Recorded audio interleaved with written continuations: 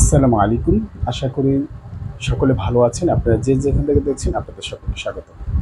আমরা যারা আইকি ক্লাসরুমের সাথে আছি নাহু সরফ শিখছি বেসিক সহকারে, এবং এখানে আমরা আরবি ভাষার যত কাজ আছে সেগুলো পুরোপুরি করার চেষ্টা করে যাচ্ছি, এবং আপনাদের সামনে আরবি ভাষা কিভাবে সহজ করে উপস্থাপনা করা যায়, সহজে কিভাবে বোঝা যায় সে কাজ করা আমরা করে যাচ্ছি।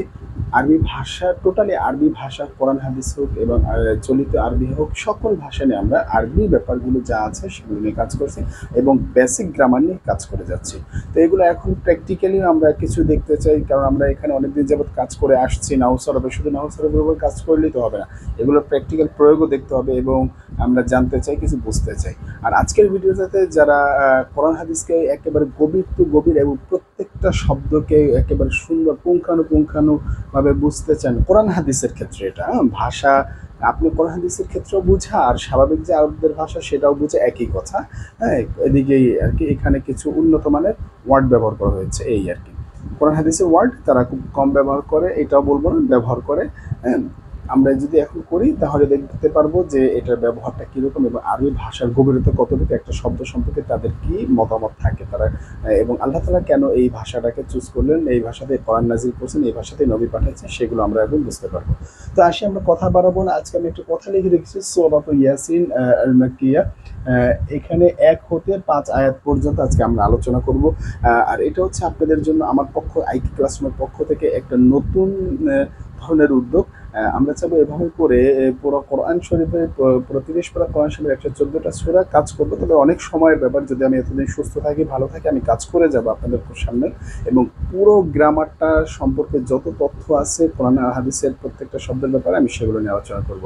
পাশাপাশি তো আমার এই ক্লাসের সাথে আরও কিছু যে আধুনিক আরবি ভাষা, সেই ভাষার উপরে আপনাদের জন্য আমি কাজ করে যাচ্ছি, সেগুলো দেখছেন। তো আর কথা বাড়াবো না। তো এখন এখানে যে বিষয় আজকে কাজ করব সেটা হচ্ছে সূরা ইয়াসিন। এই এই যে আজকের যে ভিডিওটা, এই ভিডিওটা হচ্ছে সাধারণ মানুষও ব্যবহার করতে পারবেন, মাদ্রাসা শিক্ষার্থী যারা আছেন, এই যারা পরীক্ষা দিতেছেন ফাজিল ফার্স্ট ইয়ারে, এরাও দেখলে উপকৃত হবেন। ফাজিল আলম কামিল সকলেই মাদ্রাসার শিক্ষার্থী আছেন, এরাও পারবেন, কিংবা কওমি মাদ্রাসার যারা আছেন এরাও পারবেন, সাধারণ মানুষ যারা আছেন তারাও পারবেন, এবং এনটিআরসিতে যারা পরীক্ষা দিবেন শিক্ষক নিবন্ধনে প্রভাষক পদে, হ্যাঁ, শিক্ষক নিবন্ধন পরীক্ষা দিয়ে যে প্রভাষকের রিটেন পরীক্ষা থাকে, সেই রিটেন পরীক্ষা যারা দিবেন, সেভাবে কোশ্চেনটা আমি সাজাচ্ছি না, সেগুলো আস্তে ধীরে সাজাবো। কিন্তু এখানে আমি আপনাকে দেখাবো একেবারে বেসিক, কতটা বেসিকে যাওয়া যায়, কতটা বেসিক আপনার থাকা উচিত, সে বিষয় নিয়ে আলোচনা করবো। ঠিক আছে? তো ইনশাল্লাহ চলেন আমরা পুরো বিষয়টাকে পুঙ্খানুপুঙ্খানু আলোচনা শুরু করি। তো এখন এখানে যে বিষয়টা সূরাতুল ইয়াসিন, সূরাতুল ইয়াসিন তো মাকি, এটা সূরার নাম, আমরা তো জানি। এটা সম্পর্কে বেশি একটা বিস্তারিত যাব না, কেন এটা তাফসীরের ক্লাস করছি না, আমরা মূলত প্রত্যেকটা আয়াতের প্রত্যেকটা শব্দ সম্পর্কে কেন কিভাবে হল সে বিষয়টা সম্পর্কে জানছি। কারণ আমরা জানি আমরা অনুবাদ লিখতে হয়, তাই লিখিত পরীক্ষায় এনটিআরসি, এবং তাফসীরের ক্ষেত্রেও সেই তাফসীরটা করতে হয়, আপনাদের ক্ষেত্রে বোঝা হয়। কিন্তু আপনি যদি একটু সিস্টেমটা বুঝেন কেন কিভাবে তাফসীরটা করে, এবং তাফসীর করার জন্য যে 13-14টা শর্ত আছে, সেই শর্তটা আপনার অনেকটা ক্লিয়ার হয়ে যাবে, কী কী বিষয় জানা লাগে তাফসীর করতে হলে একটা আরবি কোরআন শরীফের একটা আয়াতের কিংবা একটা শব্দের, সেই বিষয়টা আপনার ক্লিয়ার হবে। তো এই সূরাটা মক্কায় অবতীর্ণ।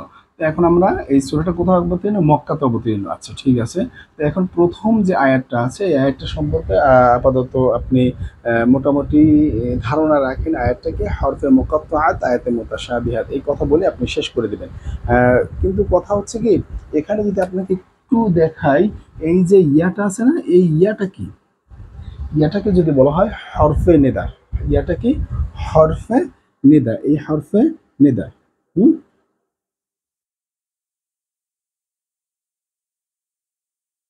হরফে নিদা ই, ঠিক আছে? হ্যাঁ, বলতে পারেন হরফে নিদা। আর এই সিনটা কি? সিন একটা হরফ, সিন একটা কি? হরফ। আর এটা কেমন হরফ? হরফুল মুকাত্তাআত, হরফুল মুকাত্তাআত।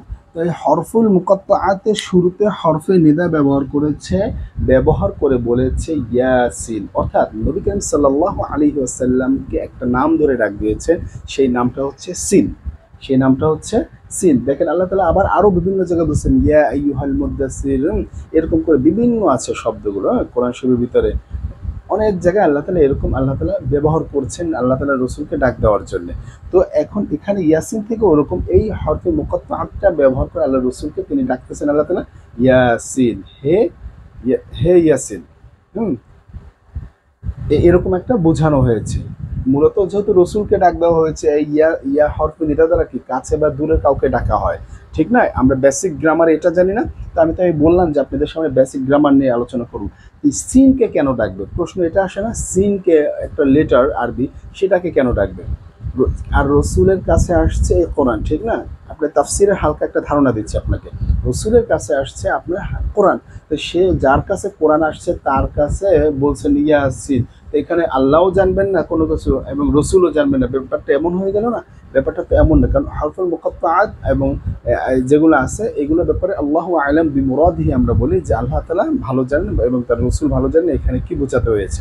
আল্লাহ এবং রসুলের উপর আমরা এই ব্যাপারটা ছেড়ে দিই। তো কথা হচ্ছে ঠিক এরকমই ইয়াসিন, এই যে একটা হরফে নিদা দ্বারা ডাক দেওয়া হয়েছে, তো এখন এই হরফে নিদার মাধ্যমে আমরা কি পাচ্ছি যে রসুলকে ইয়াসিন বলে সম্বোধন করা হয়েছে, যেহেতু রসুলের কাছে এই বিষয়টা আসছে। এখন আপনি বলবেন মালাকাত মেরকাতমান থেকে এগুলো নিয়ে আসে, হ্যাঁ আপনি নিয়ে আসতে পারেন, এখন এখানে এটা প্রয়োজন হচ্ছে না। আপনি এখন বলবেন যে এগুলো মাফহুম কি, এগুলো কুল্লি কি, জুজি কি, এবার নাওয়া কি, এরপর জিন্স কি, এরপরে কাজয়া কি, শাফিয়া কি, এগুলো আপনি বলবেন যে মেরকাতমান থেকে এটা বুঝতে চাই। এরপর আপনি বালাগাত থেকে বুঝতে চান হরফে নিদার ব্যাপারটা কীভাবে কি, এবং যে আপনার আয়াতে মুতাশাবিহাতের ব্যাপারে কি অবস্থা, এগুলো জানতে চাই। এখন এগুলো আপনার কথার ভিতরে চলে আসতেছে, এগুলো আপনার পয়েন্ট পয়েন্ট ধরে বলা হচ্ছে না। হ্যাঁ, কখন বোঝাবো এগুলো সম্পর্কে আপনাদের আমার পক্ষ থেকে এইগুলো সম্পর্কে ক্লাস থাকবে। তো এখন আসেন, এইখানে হরফে নিদা দ্বারা ইয়াসিনকে ডাক দেওয়া হয়েছে। তো এখানে আপনি তারকিবে কি বলবেন? তারকিব বলতে এখানে কিছু নেই, কি হরফে নিদা আর ইয়াসিন কি মুনাদা, হরফে নিদা এবং মুনাদা। এখন কথা হচ্ছে যে স্যার আপনি বলতে পারেন স্যার ইয়াসিনে তো পেশ হওয়ার কথা ছিল, এখানে সিনের উপর একটা এরকম মোটা চিহ্ন আছে, পেশ নাই কেন? তো দেখেন, এই পেশ আছে কি না নাই সেই ব্যাপারটা যদি আপনি বলতে চান, তাহলে এখানে এই ইয়াটার উপর ইয়াসিন, ঠিক না? এটার উপর একটা আলিফ হওয়ার কথা ছিল, এরকম আলিফ হওয়ার কথা ছিল। এখানে আমরা খাড়া জবর দিয়ে পড়তে পারি ইয়াসিন। তো এখানে হরফে নিদাও আপনি বলতে পারেন এটা। এই একটা বিষয় যে ইয়াসিন, এই সিনটার উপরে এখানে অপ্রকাশ্য রূপে একটা পেশ আছে, হরফে নিদার কারণে অপ্রকাশ্য রূপে একটা পেশ আছে। কারণটাকে আমরা এখানে 16 প্রকারের যে এসএম শিখেছিলাম সেই এসএম এর নিয়মের কারণে এখানে সেই জিনিসটা নাই, ঠিক আছে? তো এখন কি কি এত বিস্তারিত ব্যাখ্যা তো আর করবো না, শুধু একটা শব্দ নিয়ে যদি এতটুকু ব্যাখ্যা করি, আরও তো আমাদের 4টা আয়াত আছে, একটা আয়াত সম্পর্কে এরকম 4টা আয়াত করতে করতে আমার ভিডিও তো শেষ হয়ে যাবে, তো আপনারা অধৈর্য হয়ে যাবেন, ঠিক না?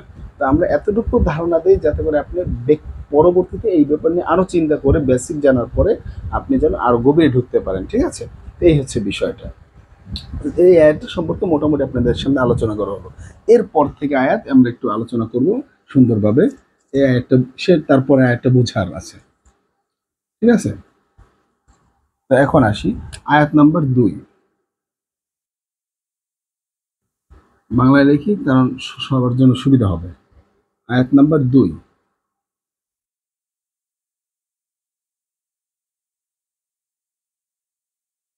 আল কোরআনিল হাকিম। আচ্ছা, এখানে ওয়াল কোরআনিল হাকিম বলা হয়েছে। ওয়াল কোরআনিল হাকিম, ওয়াল কোরআনটা কি? এক নম্বর কথা, কোরআন শব্দটা আগে বুঝি। যেহেতু আমরা বলেছি এমনভাবে পড়বো যাতে করে আমাদের আর এখানে কোনো কোশ্চেন না থাকে এবং এটার ব্যাপারে আমার গভীর একটা ধারণা হয়ে যায়, গ্রামারের ব্যাপারে যা কিছু আছে সেটা একটা হয়ে যায়, সেটা আপনাকে বলবো। আচ্ছা আসি, তো এখন এই ওয়াটা কি? এখানে যে আমরা ওয়াওটা একটু ফাঁকা করে লিখি তাহলে আপনাদের জন্য সুবিধা হবে। এই ওয়াওটা হচ্ছে ওয়াওয়ে কসমিয়া, কসম বোঝায়, কসম দেয়। ওয়াওয়ে কসমিয়া কোত্থেকে আসছে? হরফে জার থেকে আসছে। কিভাবে বুঝলাম হরফে জার? তারপরে যে মাজরুর আছে এই মাজরুর থেকে বুঝতে পারলাম। আচ্ছা ঠিক আছে, ওয়াও কি বুঝাবে? কসম বুঝাবে। ওয়াও কি দিবে? কসম দিবে। আল্লাহ তাআলা এখানে কসম দিচ্ছেন। তাহলে ওয়াও, ওয়াও, তা এগুলো কি কসম অর্থে ব্যবহার হয় আমরা জানি, ঠিক আছে? কয়েকটা হরফ আছে কসম অর্থে ব্যবহার করে, এর ভিতরে ওয়াও একটা কসম দিয়েছে। তো কাকে কসম দিয়েছে? কোরআনকে। কোরআনের উপর কসম দিয়েছে, কোরআনিল হাকিম। এখন কথা হচ্ছে ওয়াও তো হরফে জার, এটা বুঝতে পারলাম, ওয়াও এর ব্যাপারটা ক্লিয়ার। ওয়াও মানে কসম, কসম কার কসম? তার পরবর্তী যে মাজরুর আছে সেই মাজরুরের কসম, তার পরবর্তী তার কসম মাজরুরের কসম, আল কোরআন, কোরআনের কসম, কোরআনের কসম, কেমন বিজ্ঞানময় বা মানে প্রজ্ঞাময় কোরআনের কসম, প্রজ্ঞাময় কোরআনের কসম। এখন কথা হচ্ছে আপনি অনুবাদের ব্যাপারটা আমি বলে দিচ্ছি, কোন অংশ আগে হবে কোন অংশ পরে হবে সেই অনুবাদটা আমি বলি। আর এখানে কি পজিশন আছে সে বাক্যটা একটু বলে দিচ্ছি। অত কসমিয়া চলে গেল, কসম দিয়েছে। আল কোরআন, আল কোরআন শব্দটা কি? এখানে যদি আপনি দেখেন মাআরিফা, এখন বালাগাতের ভাষায় যদি আপনি মাআরিফা হিসাব করেন, মাআরিফা আকারে হিসাব করেন এখানে, তাহলে কে সত্তাগত একটা দিক চলে আসবে, যে মাআরিফা কি সত্তাগত দিক থেকে কি অর্থ প্রকাশ করবে, নাকেরা সত্তাগত দিক থেকে কি অর্থ প্রকাশ করবে, সেটাও চলে আসে, ঠিক না? তো সেখানে আমরা যদি সত্তাগত দিক থেকে মাআরিফা নাকেরা সত্তাগত দিক থেকে নির্দিষ্ট বা নির্ধারিত ব্যক্তিকেই বোঝায় এবং কি একই এরকম অর্থ দেয়, কিন্তু সেখানে সত্তাগত দিক থেকে মুখাতিবের কাছে পরিচিত থাকে সত্তা, সত্তা বা মারেফা যদি হয় তাহলে পরিচিত থাকে এবং নির্ধারিত থাকে, কিন্তু নাকেরা হলে সেটা পরিচিত থাকে না। আমরা মারেফাতে এভাবে জেনেছি, মানে এটা আমরা বালাগতের ভিতরে এই কথাগুলো জেনেছি। কিন্তু স্বাভাবিক ব্যাকরণে নাহু ব্যাপারে 7টা আলামত দেখে আমরা বলেছি যদি কোনো শব্দের সাথে আলিফ লাম হয় তাহলে সেই শব্দটা মারেফা হবে। তাহলে এখানে আল কোরআন শব্দটা মারেফা হয়েছে, ঠিক আছে, কোরআন মারেফা হয়েছে, এই একটা বিষয় ভালো কথা। মারেফা হয়েছে, মারেফার উপরে কসম মানে কসম দেওয়া হয়েছে, আল কোরআনিল হাকিম। আচ্ছা গেল, তাহলে এই ওয়াওটা কি হলো? ওয়াওটা হলো কসমিয়া, কসম, এটা কসম বুঝাচ্ছে। আর এই শব্দটা কি? এই শব্দটা হচ্ছে মারেফা। এই শব্দটা সম্পর্কে কত তথ্য বের করা যায় দেখি। 1 নাম্বার মারেফা, এরপরে এটা গেল 1 নাম্বার। 2 নাম্বার শব্দটা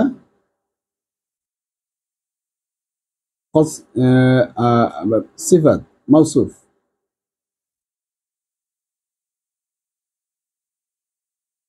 আচ্ছা, শব্দটা মাজদার, শব্দটা গয়রু মুনসরিফ, না মুনসরিফ, ঠিক আছে, মুনসরিফ। এগুলো কি বলতেছেন, ঠিক না? এইভাবেই তো আপনাকে একটা শব্দ সম্পর্কে তথ্য জানতে হবে, ঠিক না? এই ব্যাপারে জানলেই তো আপনি তখন আরবি ব্যাপারটা 100% বলতে পারবেন। হ্যাঁ, এইটা বলতে পারবেন যে কি হচ্ছে। আরও কি তথ্য যোগ করা যায় এটার সাথে? হ্যাঁ, এই শব্দটা মুনসরিফ, এরপরে শব্দটা কি? ইসমে জামেদ, শব্দটা হচ্ছে ইসমে জামেদ।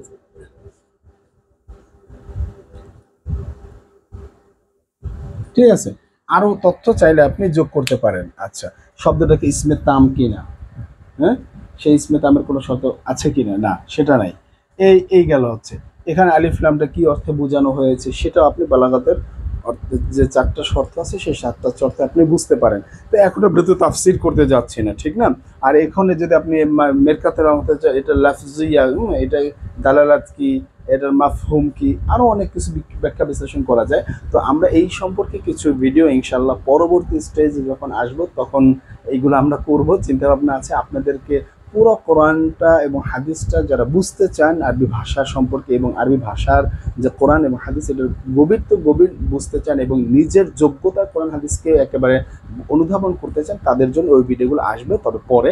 তো এখন যারা স্বাভাবিক অর্থে পরীক্ষা দিতে চান এনটিআরসিতে অথবা আলিম পরীক্ষা কিংবা তাফসীর সম্পর্কে ধারণা নিতে চান অথবা কোরআন হাদিস সম্পর্কে মোটামুটি বুঝেন, আরও গভীরভাবে বুঝতে চান, তাদের সম্পর্কে একটা ধারণা দিচ্ছি যে একটা শব্দের সম্পর্কে কী কী কতটা জটিল, মানে কতটা গভীরভাবে আল্লাহ তাআলা নিয়েছেন এবং কোরআনের আরব ভাষাগুলো কত মানে গভীর ভাষা, আরব ভাষাটা সে সম্পর্কে একটা ধারণা দিচ্ছি। তো কী কী বিষয় তথ্য আছে। আচ্ছা ঠিক আছে, এখন আমরা হালকা এইখান থেকে এইটা থেকে আমরা 5টা তথ্য বের করলাম, আরও বের করা যেত। এখন আরেকটা তথ্য বের করা যায়, আরও কয়েকটা তথ্য বের করা যায়, আমরা এখন আর দরকার নাই, এই কয়েকটা বলি। এখন ওয়াও হচ্ছে কসমিয়া, এরপরে কি আল কোরআন হচ্ছে কি যে একটা কসমের, যার উপর কসম করা হয়েছে সে মাকসিম।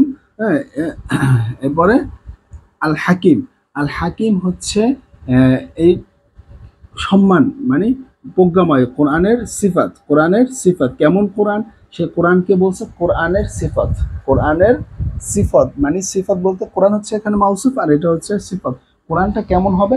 সে কোরআনটা হবে প্রজ্ঞাময় কোরআন, গভীর প্রজ্ঞাময় কোরআন। কেন গভীর প্রজ্ঞাময় হবে এখানে? কারণ ইসমুল মুবালাগা, আমরা ইসমে মুশতাকে শিখেছিলাম না? ইসমে যে আমরা যে ইসমে মুশতাক যারা মিজান পড়েছি, ইসমে মুশতাকের 7 নম্বর প্রকার ইসমে মুবালাগা। ইসমে মুবালাগা দ্বারা কি বোঝায়? সর্বোচ্চ লেভেলের যে গুণ থাকে, গুণবাচক, সেই বিষয়টাকে বলা ইসমে মুবালাগা। তো এখানে আল হাকিম, এটা ছিল মূলত আল হাকামা, এটা ছিল মূলত আল হাকামা, হাকামা ইয়াহকুমু, এটা ভাবে নাসরা একটা মাজদার। সেই মাজদারটাকে ইয়া যুক্ত করে এটা কি করা হয়েছে? আমরা ইসমুল মুবালাগা বানানো হয়েছে। ইসমুল মুবালাগার একটা ওজন আছে ফাইলুন, ঠিক আছে? ফাইলুন, সেই ফাইলুন ওজনে হাকিমুন বানানো হয়েছে। তো এখন এটা গেল, এটা মূলত মাজদার হচ্ছে বাবে নাসরার, সেখান থেকে ইসমুল মুবালাগা কি গুণ বোঝাচ্ছে? প্রজ্ঞাময় কোরআন। কোরআন কেমন? প্রজ্ঞাময়। তো এটা হচ্ছে সিফাত, হ্যাঁ, এটা হচ্ছে ইসমুল মুবালাগা, এটা হচ্ছে ইসমে মুশতাক, হ্যাঁ, এটা তো ইসমে জামেদ হবে না, ঠিক না? ইসমে মুশতাক, হ্যাঁ। এরপরে আপনি এটা কি মাআরিফা শব্দটা আলিফ লাম আছে যেহেতু, ঠিক না? এরপরে শব্দটা আপনি সিফাত তো বললেন। তো এরকম করে আপনি তথ্যটা দিলেন। এবং এটা কি ওয়াওয়ের মাজরুর, এটাও কি ওয়াওয়ের মাজরুর, ওয়াওয়ের মাজরুর, এটা গেল বিষয়। তো এখন টোটাল এই দুটো বিষয় সম্পর্কে আপনি যে তথ্য পেলেন, তো এরকম করে আপনি এটার ক্ষেত্রেও বলতে পারেন যে এটা একটা সিফাত, ঠিক আছে? 2 নম্বরে বলতে পারেন মুবালাগা,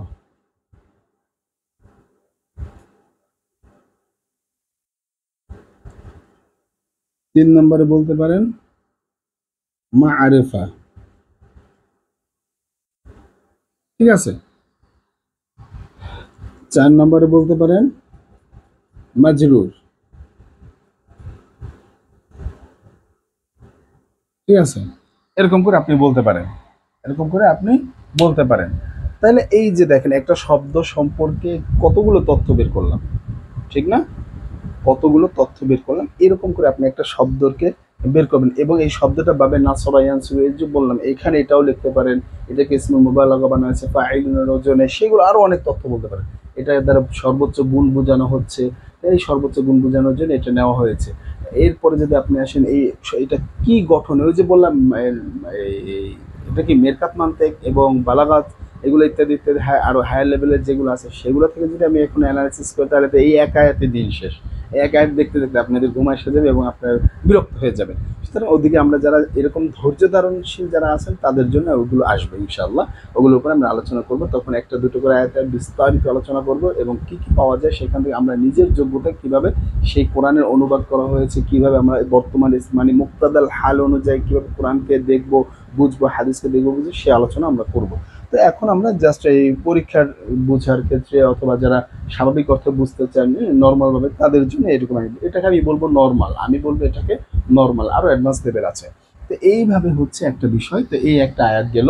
তাইলে ওয়াল কোরআনিল হাকিম, প্রজ্ঞাময় কোরআনের কসম, প্রজ্ঞাময় কোরআনের কসম, এই যে একটা অর্থ করে দিল, ঠিক না? এইরকম একটা কি করলো, অনুবাদ করে দিল। আপনি কি মনে করেন এই অনুবাদটা যারা করেছেন তারা কি স্বাভাবিক অর্থে করেছেন? এই বিষয়গুলো তাদের ভিতরে ছিল।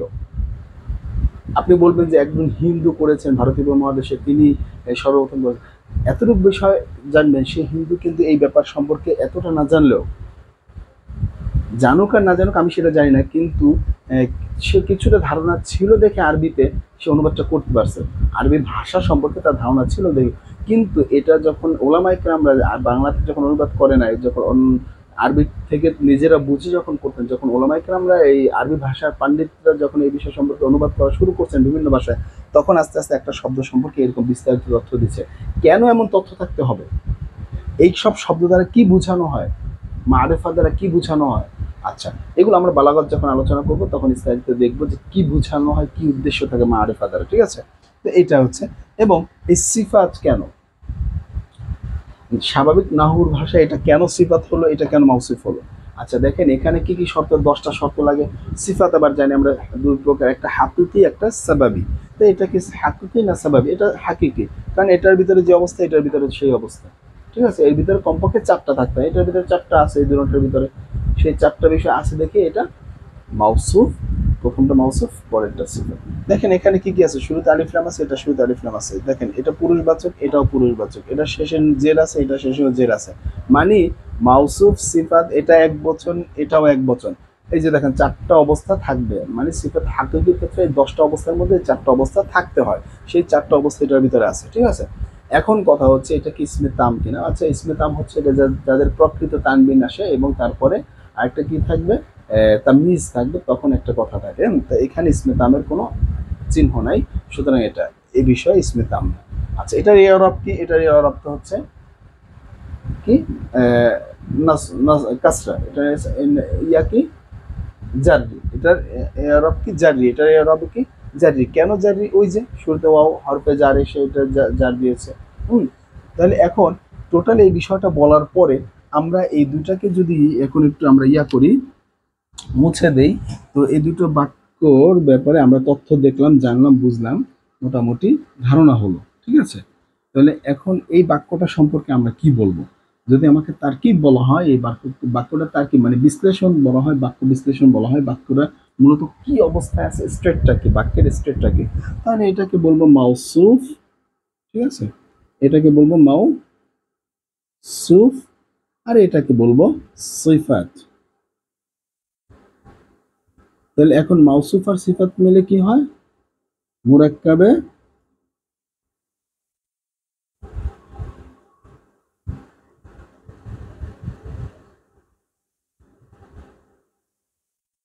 তাওসিফি, মুরাক্কাবে তাওসিফি, মানে বাক্যের একটা অংশ, বাক্যের একটা অংশ। তো এটা দ্বারা পূর্ণ বাক্য আল্লাহ তাআলা গঠন করেন নাই। ক্লিয়ার এই আয়াত সম্পর্কে। তার মানে দেখেন একটা আরবি এই এক আয়াত আমি 5 আয়াত নিয়েছি, অথচ মাত্র 2 আয়াত সম্পর্কে এতক্ষণ সময় লেগেছে আপনাকে বুঝাতে। স্বাভাবিকটা বুঝালাম, এখনো গভীরে আমি ঢুকিনি আপনাকে নিয়ে। তো এইভাবে করে আপনি কোরআনটাকে, কোরআনের ব্যাপারটাকে যদি বিস্তারিত না পড়তে পারেন তাহলে তো কোনো লাভ নাই, ঠিক না। এবং এখানে কোনটায় কেন আরব হয়েছে সেটা আপনি বলতে পারেন। আর ইসমে জামেদের ক্ষেত্রে আল কোরআন, এই যে আলিফ লামের পরে কেন যাবে, হ্যাঁ এটা তো মাজদার সবসময় হয়। এটা কোন ভাবের মাজদার ভাবে, সামিআ ইয়াসমাউ মাদ্দা, কোরআন এটা ক্বরাআ ইয়াকরাউ, মাদ্দা কি, মাদ্দা হচ্ছে কফ র, হ্যাঁ, এবং হামজা, এখানে কি হা, এটার মাদ্দা কি হা কাফ মিম, হাকাম, ঠিক না, নাসরা ইয়ানসুর। এইভাবে হচ্ছে মূল অক্ষর বা মাদ্দা বলা হয়। দেখেন কত তথ্য অ্যাড করা যায় বলছিলাম একটা শব্দ থেকে। এই মূল অক্ষর যদি অন্যভাবে চলে যান তখন আরেক অর্থ দিবে। এখন কথা হচ্ছে এই ব্যাপারটা, এই মাজদারটা কি লাজিম না মুতাআদ্দি, মাজদারটা এই ব্যাপারটাও চলে আসে আপনার। অনেক কথা লাজিম হলে একরকম, মুতাআদ্দি হলে একরকম অর্থ দেবে, ঠিক আছে। তখন আমার ফেয়েলের দিক থেকে আমরা হিসাব নিকাশ করতে হবে। যেহেতু লাজিম এবং মুতাআদ্দি এই বিষয়টা ফেয়েলের সাথে, এই সকল মাজদার থেকেই তো এই সকল ফেল তৈরি হয়, তখন আমরা এই বিষয়ে আলোচনা করতে হবে।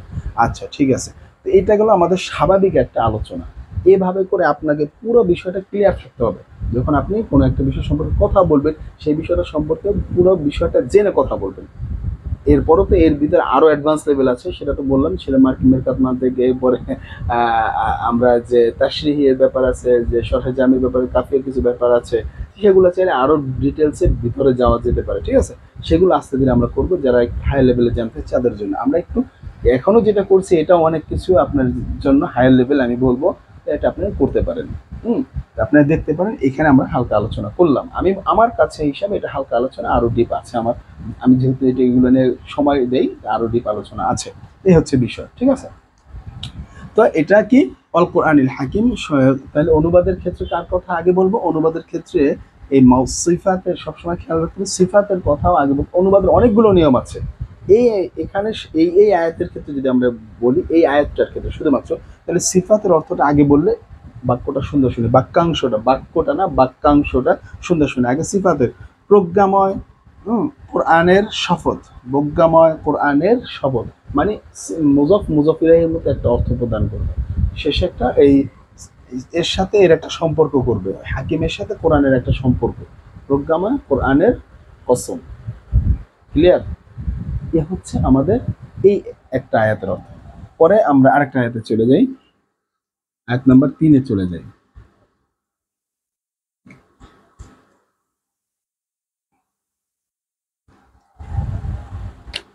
আয়াত নাম্বার 3, আয়াত নাম্বার 3-এ বলছে ইন্নাকা,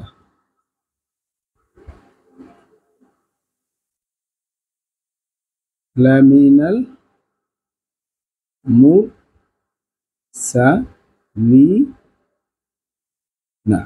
আচ্ছা, এখন কথা হচ্ছে এই 3 নম্বর আয়াত, এই আয়াত সম্পর্কে আপনার আমার জানতে হবে কি কি এই আয়াতটা যে গঠিত হয়েছে।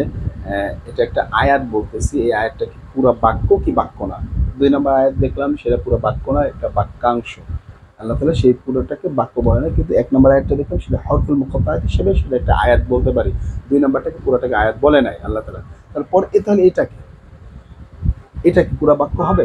আল্লাহ তাআলা কি পুরো বাক্য ব্যবহার করছেন এখানে? না, এখানে পুরো বাক্য ব্যবহার করছেন কিনা সেটা আমরা বিশ্লেষণ করে বলবো, ঠিক না? আসেন চলেন বিশ্লেষণ করি। হ্যাঁ, এখানে পুরো বাক্য ব্যবহার করছে। চিনলাম কিভাবে? সহজে।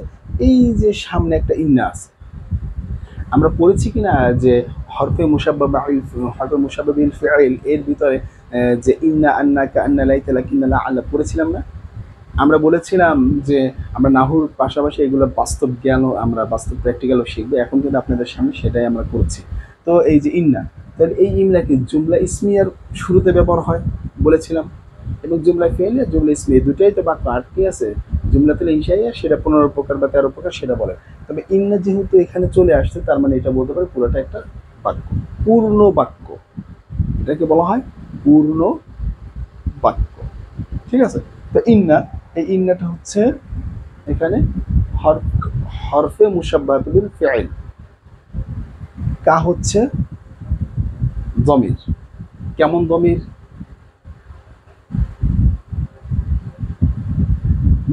যমিরে মুনফাসিল। যমিরে মারফু হবে না মানসুব? যমিরে মানসুব মুনফাসিল, ঠিক আছে? না মুত্তাসিল? মুত্তাসিল, যমিরে মানসুব মুত্তাসিল এর কা, ইন্নাকা। এটা কি হয়? এটা একটা নিয়মে পড়েছিলাম যে সেটা হরফে মুশাব্বাবিল ফেলের সাথে যুক্ত হয়ে হরফে মুশাব্বাবিল ফেলের অমুক হয়। তাহলে এটা এখানে ইন্নাকা, এটা হচ্ছে কি মুক্তাদা। এই কাটা কি এখানে মুক্তাদা? কার মুক্তাদা? ইন্নার। তাহলে মুক্তাদা আমরা জানি হরফে মুশাব্বাবিল ফেল ইন্নাল্লাহ খাবীরুম। তাহলে মুক্তাদা কি দেয়? জবর দেয়। এখন এখানে কি জবর আছে না নাই? মানে রফা এর কি নসব দেয়? নসব আছে? হ্যাঁ আছে, আছে, অবশ্যই আছে। কিন্তু কায়ের ভিতরে কিভাবে নসব আছে আমরা দেখতে পাচ্ছি না? প্রশ্ন, ঠিক না? তো এখন সেই বিষয়টা যদি আপনাদেরকে একটু বলি যে ইন্না যে নসব দিল সে ব্যাপারটা আমি বুঝবো কিভাবে, ঠিক না? ইন্না যে নসব দিল মুবতাদাকে, সেটা আমি বুঝবো কিভাবে? হ্যাঁ, এই এখন এটা কি মানসুব বলেছিলাম না? দমিরে মানসুব, দমিরে মানসুব মানে কি নসব না? তাহলে এটা তো অবশ্যই নসব। আচ্ছা, এখন কথা হচ্ছে এই কা কি ধরনের এসেম? কা এই দমিরটা মারেফা। 1 নম্বর দেখেন তথ্য বাইর করতেছি কা মুবতাদা সম্পর্কে। এই যে কাটা এটা মারেফা। কি আর কি আছে? ইসমে জামেদ। আর কি আছে? মুনসরিফ। না গয়রু মুনসরিফ? গয়রু মুনসরিফ, কারণ মারেফা। আর কি আছে? মাবনি। কারণটা কি?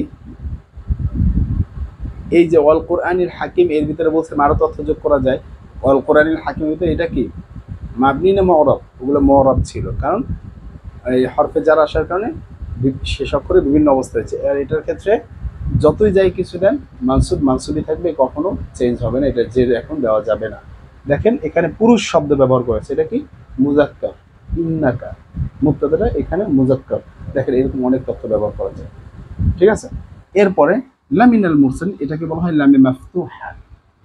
লামে মাফতুহা জবরযুক্ত লাম, অর্থাৎ নিশ্চয়তা বোঝানোর জন্য আসে। এটা কোনো আমল করে না, এটা কোনো পরবর্তী শব্দ বা বাক্যে আমল করে না। এটা লামে মাফতুহা মানে নিশ্চয়তা। লামিনাল এটা মিন, নিম্ন যে মিন হরফে জার, হরফে জার, হরফে জার এসে কি বলছে?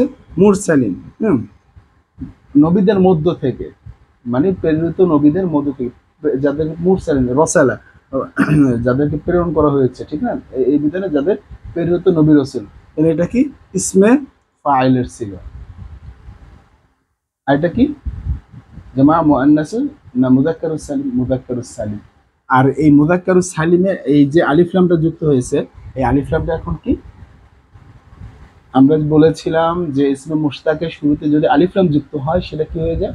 ইসমে মাউসুলের অর্থ দেয়। ইসমে মাউসুলের অর্থ দেয়। এখানে তো হরফে জার, এটা লামে মাফতুহা বুঝলাম, এখানে আবার কেন এটা জবর হলো, সেই জবরটা হলো কেন লামে মাফতুহার কারণে, এটা বুঝে নেই সহজে। এরপর লামিনাল মুরসালিন এটার সাথে মিল করার জন্য, ঠিক আছে, এটার সাথে মিল করার জন্য এখানে জবর।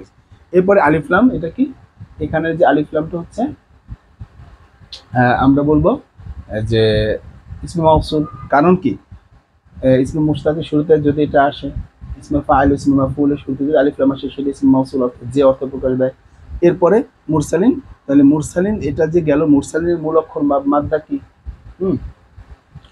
র সিন লাম। এটা কোন বাব থেকে, আল ইরসাল। আল ইরসাল থেকে যদি বলেন, বাবে ইফআল থেকে বলেন, তাহলে আরসালা। আরসালা মানে প্রেরণ করা, পাঠানো। তাহলে রসালা যদি বলেন, রসালা ইয়ারসালু, এটা বাবে নাসরা অথবা বাবে বড়ভাবে আপনি নিয়ে বলতে পারেন, ঠিক আছে। এখন লাজিম মুতাআদ্দি সেগুলো হচ্ছে ফেলের ক্ষেত্রে। এখন এটা বলো, এটা কি মাআরিফা না নাকিরা? হ্যাঁ, এটা মাআরিফা, কারণ আলিফ লাম আছে। দেখেন কত তথ্য আমরা বলছি, ঠিক না, আলিফ লাম আছে। এবং এটা ইসমে মুশতাক, এটা বহু বচন বোঝানো হয়েছে। এবং এটা কি কি অবস্থা আছে, হালত, হালতের জারি অবস্থা আছে। কিভাবে বুঝলাম, কারণ জারি অবস্থা থাকলে আমরা জামা মুযাক্কারুস সালিমের ক্ষেত্রে বলেছিলাম, জারি অবস্থা থাকলে যে যেটার সাথে জার হবে, যেটা জের হবে, সেই ইয়া দ্বারা রূপান্তর হয়ে যাবে এবং তার পূর্বপক্ষে জের হবে। মুরসালিন, এই লামের নিচে একটা জের হয়, এই লামের নিচে একটা জের হয় এবং পরে ইয়া হয়। এই জের আর ইয়া, এই দুটো হচ্ছে হালতে জারির অবস্থা আছে এটার কারণে। আচ্ছা, এটা গেল বাক্যের বিশ্লেষণ। এখন মুক্তাদা পাইলাম, আর এই পুরো অংশটা মিলে খবর, পুরো অংশটা মিলে খবর। তার কি করছি, এটা হলো মুক্তাদা, এটা হচ্ছে ইন্না। তাহলে ইন্নার এসএম হচ্ছে কা, মানে মুক্তাদা, ইন্নার এসএম হচ্ছে কা বা মুক্তাদা। আর লামিনাল মুরসালিন, এই লামে মাফতুহা, এরপরে হরফে জার, এরপরে এই যে হরফে জারের মাজরুর, ঠিক আছে, এর অর্থ বর্ণনা করলাম, হরফে জারের মাজরুর। আর এগুলোর গঠন তো আমরা মিজান অংশে শিখে এসেছি। তো এটা তো আমরা জানি, হরফে জার তো মাবনি, এটা তো আমরা জানি, হ্যাঁ, মাবনি আসলিয়া। এরপরে এটা আমরা জানি, এই দুটো মিলে, জার আর মাজরুর মিলে কি হয়েছে, খবর হয়েছে। কার খবর হয়েছে, কার খবর হয়েছে। তাহলে এইখানে হচ্ছে মুবতাদা, আর এই পুরোটা হচ্ছে খবর, খবর মানে জুমলায় ইসমিয়া। এখন জুমলা ইসমিয়ার ক্ষেত্রে অনুবাদ কিভাবে করব, কার অংশ আগে বলবো এবং কার অংশ পরে বলবো, সেখানে অনেকগুলো নিয়ম আছে। এই অনুবাদের ব্যাপারে আমি আপনাদের জন্য আলাদা কিছু ভিডিও তৈরি করব অনুবাদের থেকে। তো এখানে যেটা শিখবো সেটা হচ্ছে যে ইন্নাকা, নিশ্চয়ই আপনি, লামিনাল মুরসালিন, অন্তর্ভুক্ত। এখানে মিন অর্থ অন্তর্ভুক্ত নিচে, অবশ্যই, অবশ্যই অন্তর্ভুক্ত, লা মানে অবশ্যই, মিন মানে অন্তর্ভুক্ত, মুরসালিন কাদের, প্রেরিত রসুলদের মধ্য থেকে আপনি নিশ্চয়ই একজন অন্তর্ভুক্ত নবী, সেটা বুঝিয়েছে, ঠিক আছে। এইভাবে করে আপনি যদি পড়তে পারেন, বুঝতে পারেন, জানতে পারেন কোরআনকে, আরবি ভাষাকে, তখন আপনাকে কে ঠেকাবে সামনে আঘাত, মানে সামনে এগিয়ে যেতে।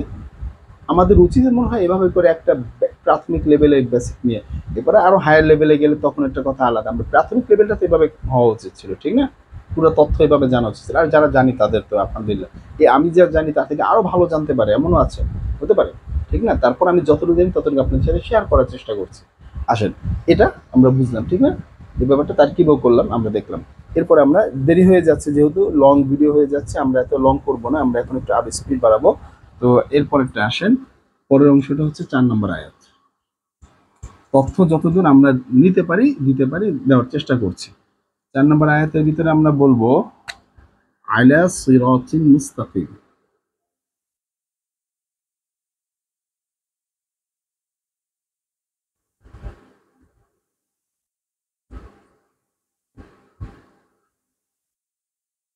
আচ্ছা,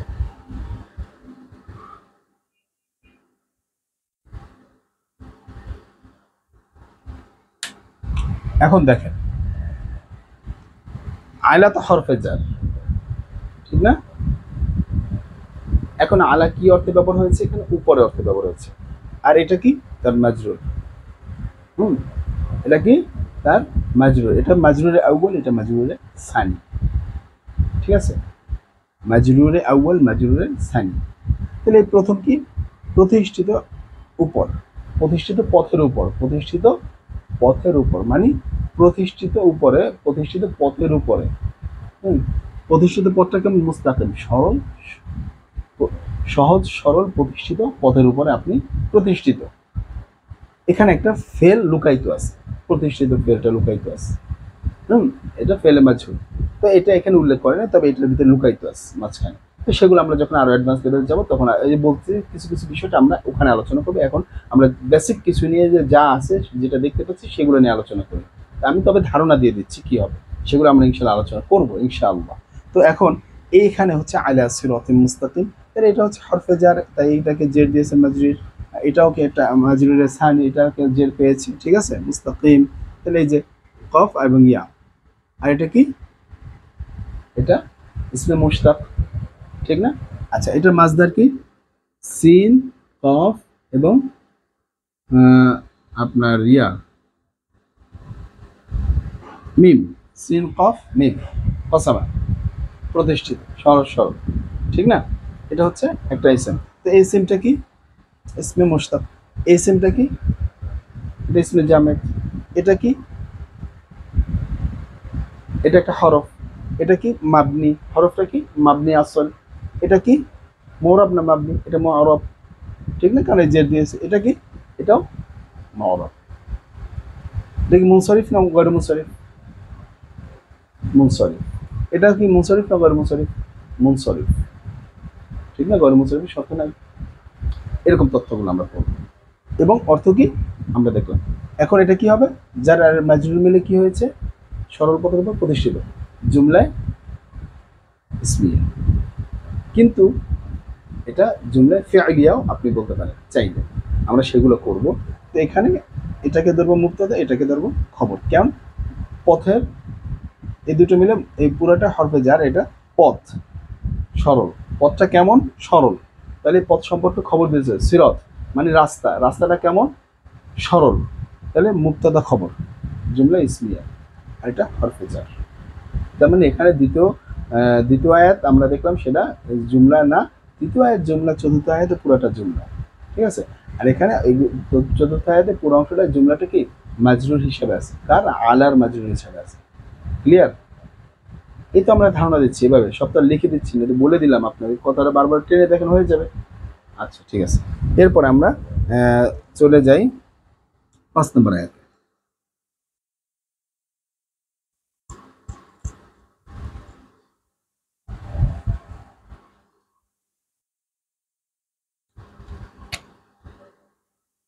5 নম্বর আয়াতে বলছে,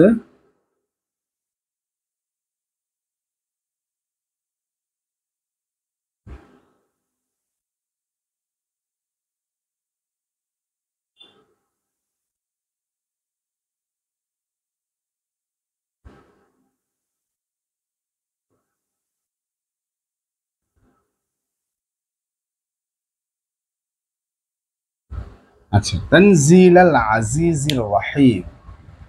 তানজিল ভাবে তাফঈল এর একটা মাসদার। তানজিল মানে অবতীর্ণ। তানজিল মানে এখানে কি অর্থ ব্যবহার করা হয়েছে, অবতীর্ণ, ঠিক আছে, অবতীর্ণ করা, অবতীর্ণ করা, মাসদার অর্থে ব্যবহার করা হয়েছে, অবতীর্ণ করা। আজিজ, মাঝখানে একটা মিম ছিল এবং আল্লাহ ছিল মুক্তাদা হিসাবে, সেটা করি মাউসুফ হিসাবে বলবো, মুক্তাদা হিসাবে বলবো, মাউসুফ হিসাবে একটা আল্লাহকে রেখেছিল, সেটা গোপন আছে। কার পক্ষ থেকে, আজিজি। এই যে দেখেন আজিজির রহিমি, এগুলোর নিচে যে জের আছে, আপনি যে বলবেন এই শেষ অক্ষরে পেশ, এটা কি তানজিল, এটা আছে একক, এটা পেশ আছে, তানজিলও হবে এখানে, মূলত তানজিলা দিয়ে রাখছে। কেন দিয়ে রেখেছে, এখন এখানে জার আর মাজরুর তার আগের আয়াতের সাথে কোনো সম্পর্ক আছে না, তাবি মাতবুয়ের বা মুবদাল, মুবদাল তুমি না, তাবি মাতবুয়ের কোনো সম্পর্ক আছে না। এটা শুরুতে আরেকটা কি গোপন একটা ফেল আছে, সেই ফেলের কারণে এখানে কি আছে, তানজিলা হয়েছে। আমরা আলোচনা করব ইনশাআল্লাহ, করব। তো এগুলোর সামনে একটা গোপন ফেল আছে, সেখানে এটা ফেল ফাইল আছে, তার ভিতরে ফেল আছে সে নাজিল করেছে কি, পরাক্রমশালী আল্লাহর পক্ষ থেকে, পরাক্রমশালী আল্লাহর পক্ষ থেকে। তাহলে মিনাল্লাহিল আজিজিল রাহিম, পরম করুণাময় পরাক্রমশালী আল্লাহর পক্ষ থেকে। তাহলে এরা আছে মাউসুফে, এটা হচ্ছে সিফাতে আউয়াল, এটা হচ্ছে সিফাতে সানি। আর এটা কি, কি ধরনের ইসম? আমরা বলবো ইসমুল মুবালাগা, আমরা বলবো ইসমুল মুবালাগা। ফাইলুন, ফাইলুনের ওজনে আমরা বলবো, অর্থাৎ ইসমে মুশতাকে বলবো। আচ্ছা, এখন এটাকে ইসমে জামেদ বলা যাবে না? যাবে, আপনি চাইলে বলতে পারেন, কারণ আমরা ওই যে ইসমুল মুবালাগার ওজনে নিয়ে এটাকে বলতেছি, তখন আর আপনি ইসমে জামেদ বলতে পারছেন না। ইসমে জামেদের তো গঠন আলাদা, 4 অক্ষর 5 অক্ষর বিশিষ্ট আমরা গঠন শিখেছি, ঠিক না, 3 অক্ষর বিশিষ্ট। তো এখানে আমরা সেটাকে না বলে আমরা কোথায় নিয়ে যাচ্ছি, সুলাসি মাজিদাই, সুলাসি মুজাররদের ভিতরেই, কিন্তু সেটা ইসমুল মুবালাগার অধীনে নিয়ে আমরা এই শব্দগুলোকে বলছি। এখন এগুলো দেখেন, ভাষা তো, এগুলো নিয়ে ভিন্ন রকম মতামত থাকবেই ব্যাকরণবিদদের মাঝে। এক একজন এক একটা কথা বলবে, এ বলবে না ইনি ভুল বলতেছেন, এই বলবেন না এটা। হ্যাঁ, ভাষাবিদদের মধ্যে ব্যাকরণ ভুল থাকবে। আমি যেহেতু এটাকে ইসমে মুবালাগা হিসেবে ধরেছি, তাহলে আমি এটাকে ইসমে মুশতাকে নিয়েছি। আরেকজন বলবে যে না, এটাকে আমি মুবালাগা ধরবো না, আমি এটাকে। দেখেন, এগুলো নিয়ে কোনো মতভেদ তেমন হওয়ার বিষয় না, এটা হতেই পারে, স্বাভাবিক। একটা হলে হচ্ছে, কিন্তু অ্যাকচুয়াল অর্থটা আমরা যেন নিতে পারি, যে যত সুন্দর করে বলতে পারি, এটা সম্পর্কে আমরা যত আরো অ্যাডভান্স লেভেলে বালাগাত বা মেকাত মান্তিক সম্পর্কে আরো যত জানবো, তখন এই বিষয়গুলো আরো ক্লিয়ার হবে। ঠিক আছে, এখন হচ্ছে বিষয় এই হচ্ছে বিষয়। তো এটা কি, এটা মিনাল্লাহিল আজিজ, আল্লাহ হচ্ছে এখানে মাঝখানে একটা মিনাল্লাহ, মিন হরফে জার, আর আল্লাহ হচ্ছে মাজরুর, আর আজিজি, আর এখানে আল্লাহ যেটা থাকবে সেটা হচ্ছে মাউসুফ, আর এখানে হবে সিফাতে আউয়াল সিফাতে সানি। তাহলে মাউসুফ আর সিফাতে আউয়াল সিফাতে সানি মিলে কি হয়, মুরাক্কাবে তাওসিফি, মুরাক্কাবে তাওসিফি। এখানে জের, এখানেও জের, কি হিসাবে, মাজরুরে আউয়াল, কারণ ওই মিন আছে শুরুতে এবং আল্লাহি এটা শুরুতে, ঠিক আছে। এখানে এটা নিচে জের। দেখেন, এটাও মারিফা, এটাও মারিফা, এটাও এক বচন, এটাও এক বচন, এটাও পুরুষ বচন, এটাও পুরুষ বচন, ঠিক আছে, এক না। এবং আল্লাহ কি, এখানে আল্লাহটাও এক বচন, পুরুষ বচন, পুরুষ বচন, ঠিক আছে, ক্লিয়ার। হচ্ছে আপনার এই যে আয়াত। এখন আপনি অর্থ করবেন নাজিলকৃত, এটা শুধু একটা গোপন ফেল ছিল, যে নাজিল তার পক্ষ থেকে এটা হয়েছে, হ্যাঁ, নাজিলকৃত কোরআন, তার পক্ষ থেকে এটা নাজিলকৃত কোরআন। কার পক্ষ থেকে? আল্লাহর পক্ষ থেকে এটা নাজিলকৃত কোরআন।